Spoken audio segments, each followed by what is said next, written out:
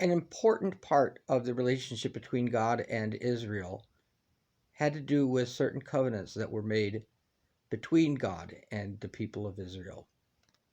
The most important one, depending on how you look at it, is the Abrahamic covenant.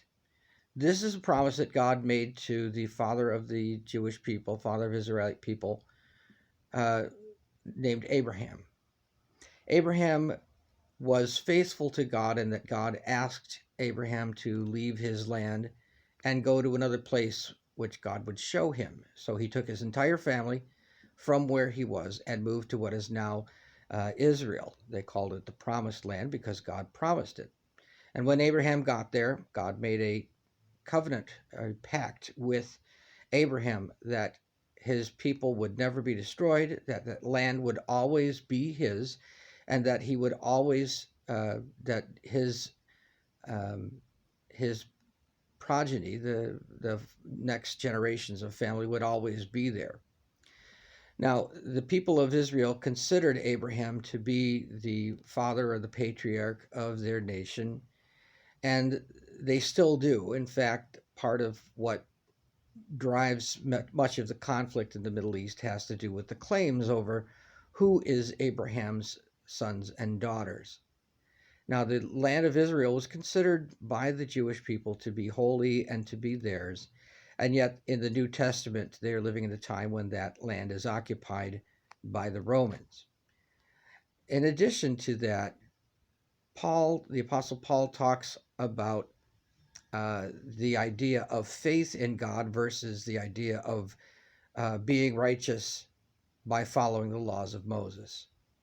And Paul says that just as Abraham acted out of faith and was considered to be righteous, so in the same way, people who become Christians are also able to be seen as righteous by God simply by their faith.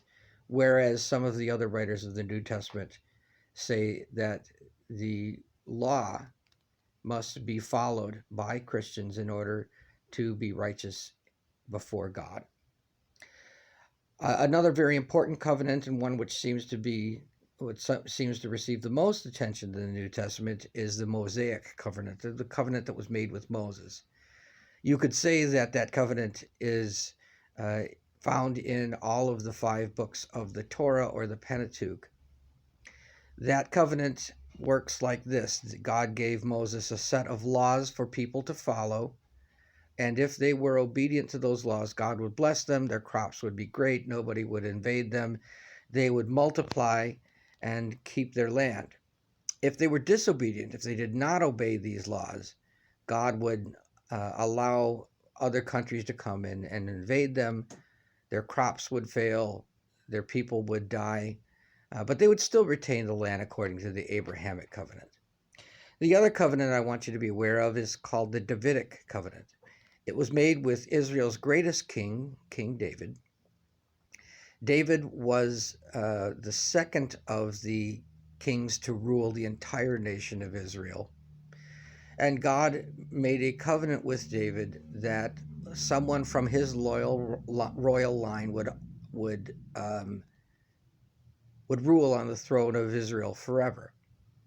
Now, that wasn't always the case. In fact, Israel was invaded and it had a civil war and did not rule itself for much of the time between 600 BCE and the time of Christ. In fact, it wasn't ruled again by them for much time until 1948. So this Davidic covenant is important to the New Testament because some of Jesus's followers understood the life of Jesus and God's work through Jesus as the renewal of that covenant. In the New Testament, Jesus is described as from the line of David, and in that way, Jesus is a new king in the line of David, a renewal of God's covenant, a new honoring of God's covenant with Israel. But his kingdom is not like the kingdom of David. In fact, it's a spiritual or a heavenly kingdom. So for that reason, Jesus is understood as being an honoring of the old covenant that God made with David.